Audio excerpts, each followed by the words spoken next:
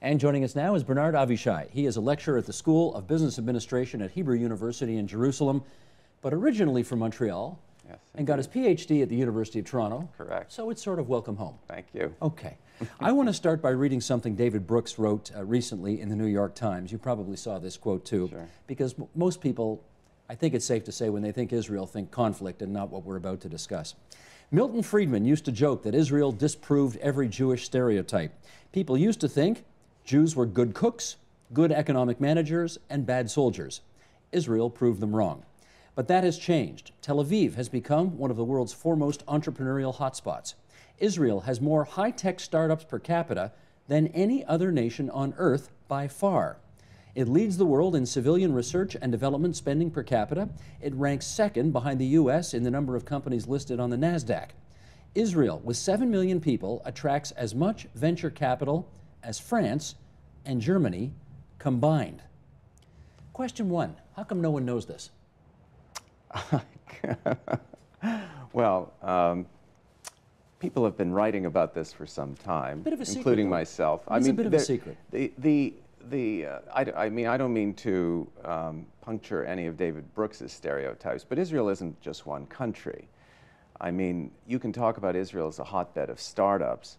It's really a Tel Aviv, North Tel Aviv, Herzliya area which has been growing a lot like Silicon Valley has been growing. And it's been growing partly out of the defense industries in the 1980s.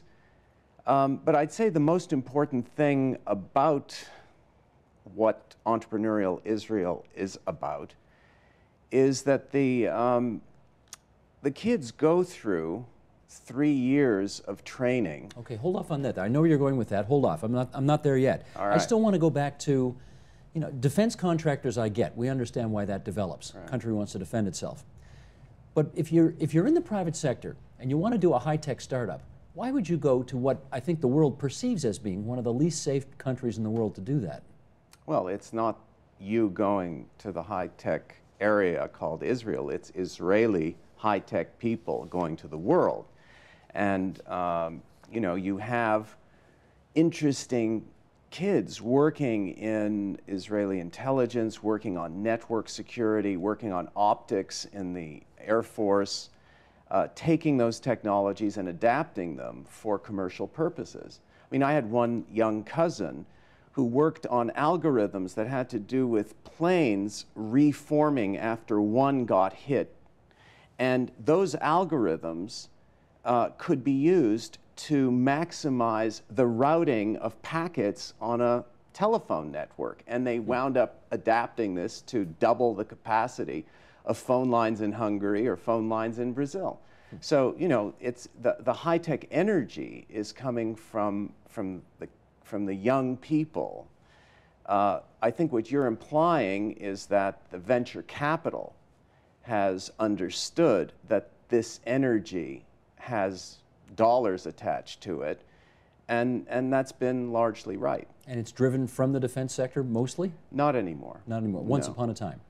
Once upon a time. I mean, the original high-tech area got jump-started by investments by Motorola, Intel, and companies that were really attaching themselves to the high-tech, to the military sector. But that's long ago. I mean, right now, you have lots and lots of young people who have been really formative with technologies that we take for granted in the internet.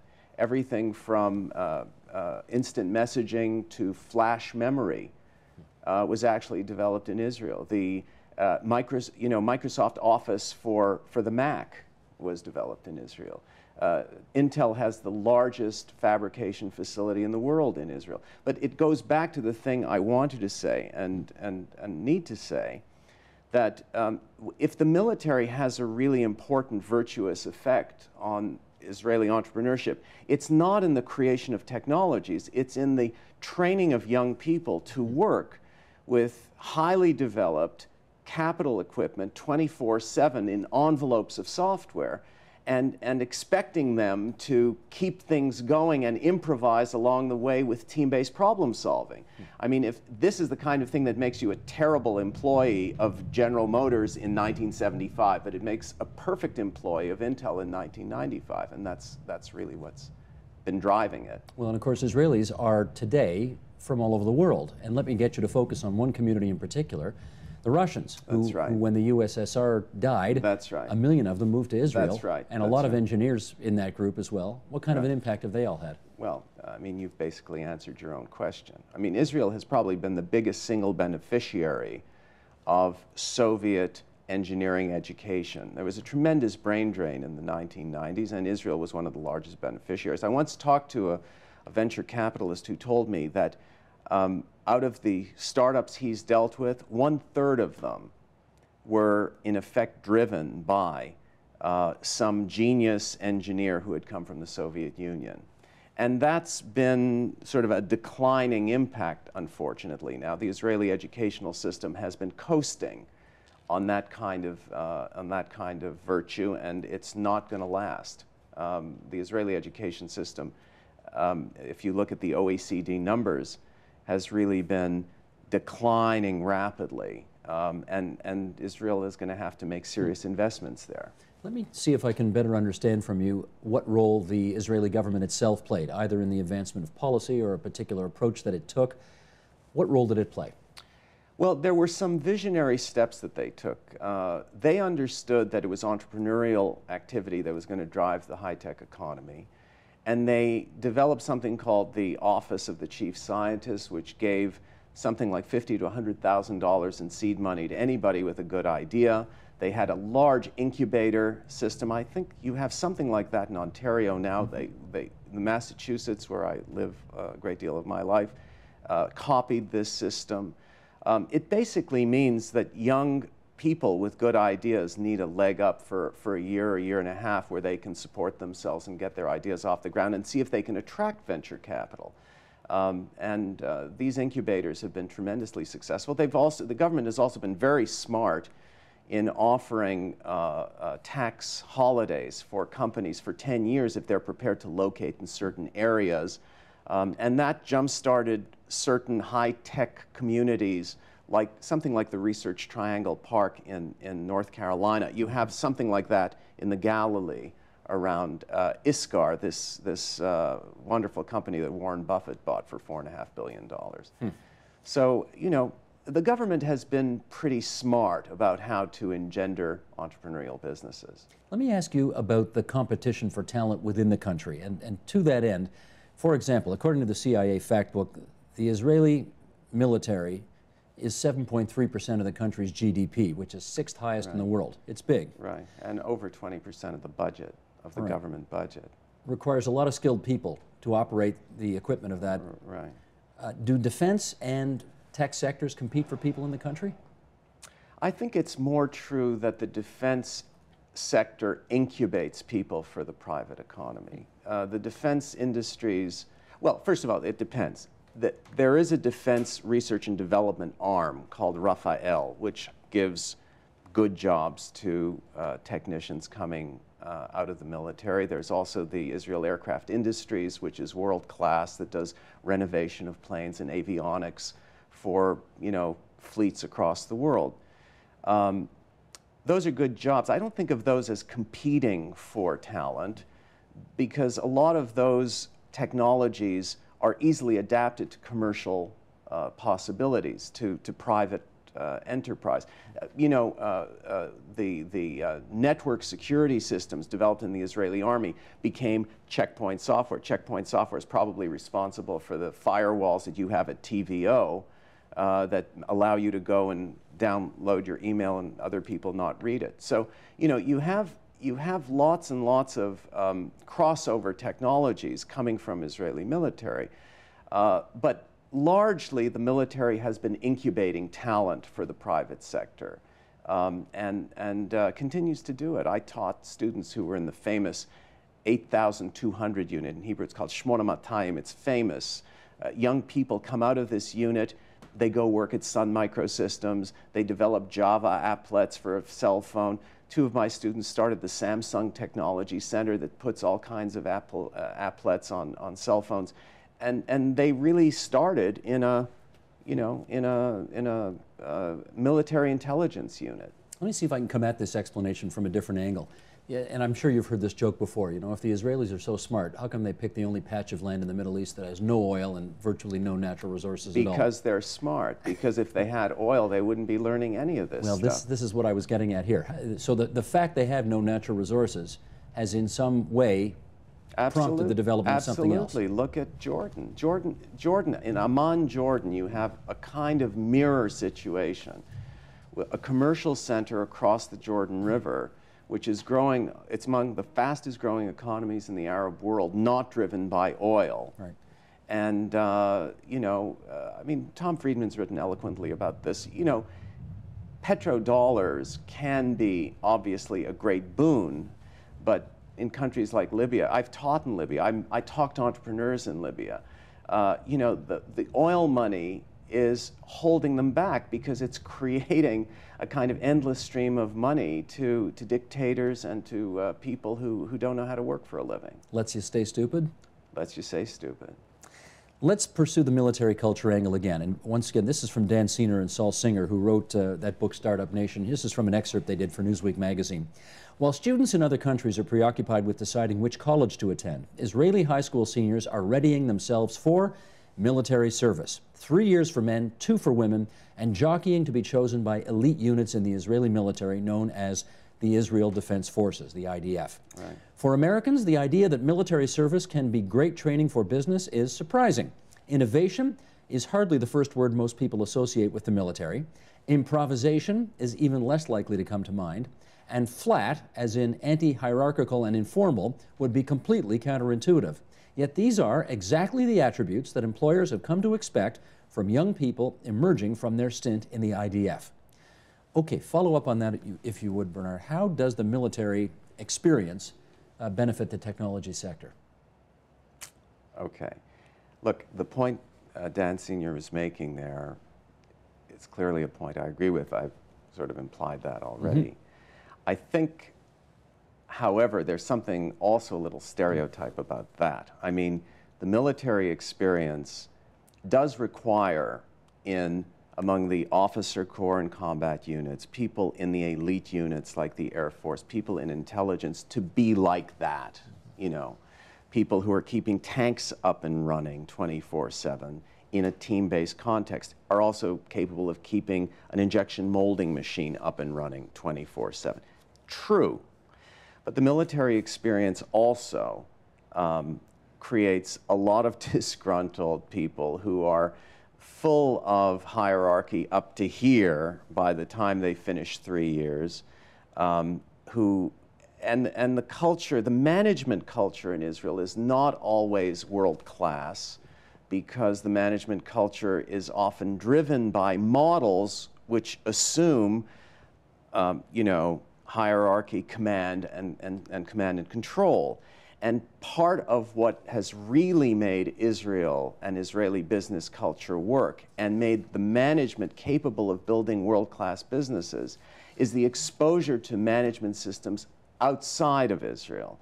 It's really the globalization of this community which has taught cosmopolitan values, respect for other people, letting other people finish their sentences.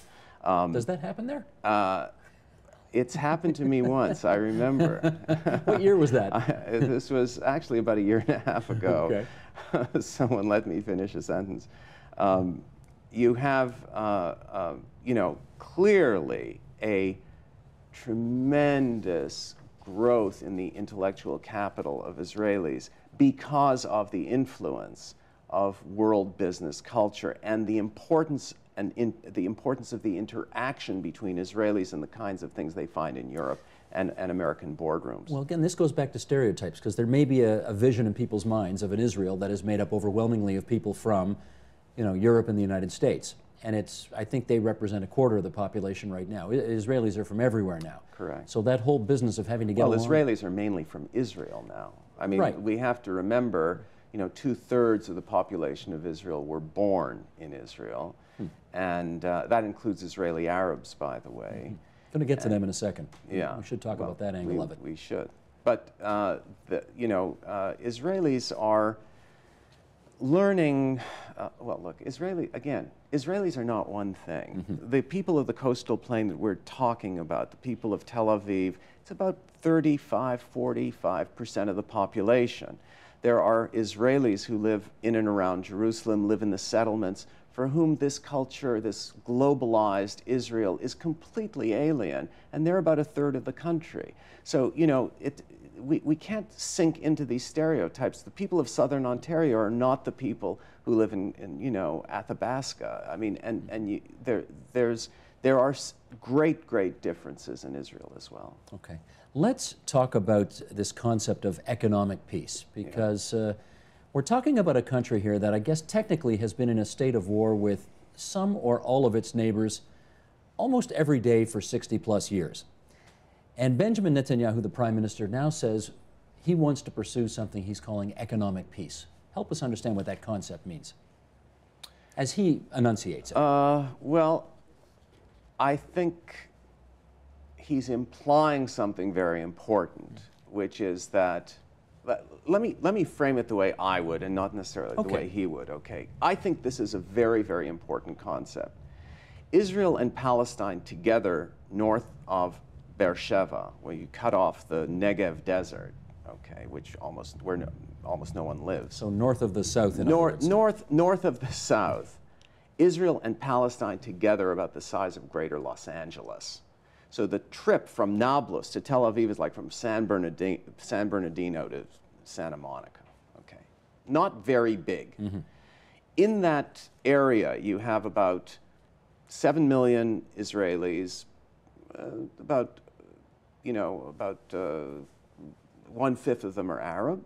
And then you have Palestinians, about 2.5, 3 million Palestinians, who will quickly become 7 million Palestinians if there's a state and people come back. So you have this megalopolis that speaks Hebrew on the coastal plain. You have this anticipated Arabic-speaking megalopolis coming from Jerusalem towards the Jordan River, towards Jordan. And this is going to be one business ecosystem. So the real question is, to me, not where the border is. Nobody's going to remember where the border is. The real question is, can you create an Arab civil society whose spine are Palestinian entrepreneurs, Palestinian professionals, Palestinians capable of sustaining businesses, where, you know, all these young people, mean age in Palestine is 19, where all these young people are going to work. So economic peace, in my view, means giving scope to Palestinian entrepreneurs to actually build these businesses, build the private sector that will become the basis for a Palestinian state, which is really, to put it, not to put too fine a point on it, a kind of Arabic-speaking node in a regional network, right? They're going to be interpenetrated. Bandwidth will be shared, water will be shared, security will be shared, you name it. They're all going, currency will be shared. So the real question is, you know, do you have a node in the network on the Palestinian side and a node in the network on the Israeli side? It's really important to give scope to these businesses to grow. I think Netanyahu, who is, after all, an MBA from the Sloan School at MIT, gets this. He gets it. At the same time, when he talks of economic peace so far, I think all he really means by this is we're going to give them more jobs in our construction projects. We're going to give them more opportunity to sell their fruit into our markets. But not share the high-tech But trade.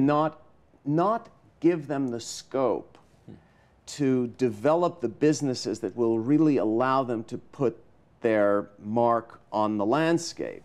And this is a tough problem, because in effect the occupation has really been calculated to enable the security of the settlers, of the Jewish settlers, and not enable the development of the Palestinian economy. This has to change. And this is something Dan Sr. is not going to talk about, unfortunately. Let me follow up on something you said there. You put a whole range of things on a list there as a given. They're going to share bandwidth, they're going to share economic opportunity. You say absolutely. All I see is the evidence of two people who want to have absolutely nothing to do with each other. Because you're not looking. 90% of Palestinian imports are from Israel. 80% of their exports go to Israel. I know a dozen Palestinian entrepreneurs who have partnerships and business relationships in Israel. The only Palestinian supermarket called Bravo, which has now 5 stores, that would have 50 if it weren't for the checkpoints, have 5 stores, are using Retalix software, point-of-sale software that's developed in Herzliya. You go into the Bravo supermarket and 50% of the products, 70% of the packaged goods are coming from Israel. It's simply not true. To say they don't want anything to do with one another is a terrible misconception. Well, there is a wall there. Barrier, wall, call it whatever you want, fence. I mean, well, there are attempts being made to separate these two peoples, not get them closer together. Yeah, but first of all, the wall is not what the Palestinians didn't build the wall. The Israelis built the wall because of the exigencies of the Intifada and the effort to kind of put a lid on what they thought was going to be a wave of terror. I'm just trying to get you to help us understand how 99% of what we read, see, and hear in the media says these two people don't want anything to do with each other. They want to be split apart. In fact, the Israeli government built a wall there because they don't want to have anything to do with the Palestinians. And you're saying that's not true. They're going to be one, what was the expression you used? One business ecosystem. One business ecosystem. Yeah, but how do you get from here to there? Well, that's a different question. No, the business ecosystem is already there. It already exists. The question is, how do you relax the tension so that people can start to take down the things that protect one another from the fear of attack? Okay. It's a terrible misconception to talk about divorce in this situation. It's easy, you know, to fall into the trap of thinking these are two peoples that, you know, are going to each create something called a state, which is like hermetically sealed, like Japan. It's nonsense. You're going to have it, you know, it's like two parts of, it's like English and French Montreal finding ways of living with one another. You cannot possibly separate them into two hermetically sealed political entities. And this economic progress will happen regardless, you say, of whether there continues to be terrorism, war, fighting, whatever? No, on the contrary. Economic progress and all other progress, educational progress, cultural progress, every form of progress can be destroyed overnight by what will really happen there if the status quo persists, which is a kind of Bosnia situation. I mean, people talk about, you know, this thing goes on, it's going to be like a kind of apartheid state. The real problem is not apartheid. The problem is Bosnia. The violence in and around Jerusalem is incipient, and it will spread like wildfire all the way up to the West Bank and all the way up into the Palestinian Arab communities who are now Israeli citizens. The status quo is unsustainable. And by the way, it's unsustainable also for the Israeli business side, because you talk about high tech. High tech is not, you know, putting some fancy little, you know, algorithm into something and selling it to an end user like you. High tech in Israel is coming to a business in Germany or a business in Denmark and saying, your business has a problem, I have people who can create a solution. Well, a solutions-based enterprise needs relationships. Israel is a node in multiple relationships. If there are 500 cell phone companies in Israel, it means 500 management teams building relationships with people all over the world. You put Israel into political isolation, the economic isolation is going to follow almost immediately. Let's finish up on the Israeli Arabs, who are an interesting part of this dynamic. Here's Neil Sadler from Newsweek. There are no official statistics, but estimates put the number of Israeli Arabs with degrees in relevant technology fields at 15 to 20,000. While the Arab minority makes up 20% of the Jewish state's population of 7.5 million, Arabs constitute fewer than 2% of the workers in Israel's high-tech industry. Give us some more of the behind the scenes as to why there are so few Israeli Arabs who are a part of that high-tech world. Well, first of all, Arabs who get higher education tend to gravitate into law and medicine. I'm not trying to whitewash anything. It's just been their path to social mobility in Israel. But you also have to kind of do a reverse engineering. When I talk about people coming out of intelligence services and people coming out of the army together, this is where some very deep relationships get set. So the management teams that start these entrepreneurial businesses, even businesses that have no security sensitivity, which would also make it difficult for Arabs to join, the kinds of relationships that get formed generally don't have a lot of Arabs involved because Arabs don't serve in the army and they don't get into these units and they don't form these deep friendships. It's a little like going to the Harvard Business School. You know, I worked at Monitor Group, which has a nice office here in Toronto. Yes, they do. And you have lots of people who form their relationships at the Harvard Business School and, you know, develop consulting companies and relationships their whole life. Those kinds of, you know, intuitive relationships don't really form when you're not actually doing something together. And you know, if you present yourself for work, if your credentials are right and if the job market is favorable, you'll probably get a job. But it's not just Israeli Arabs, by the way. It's also Palestinians. Palestine graduates something like 1,200 computer scientists a year.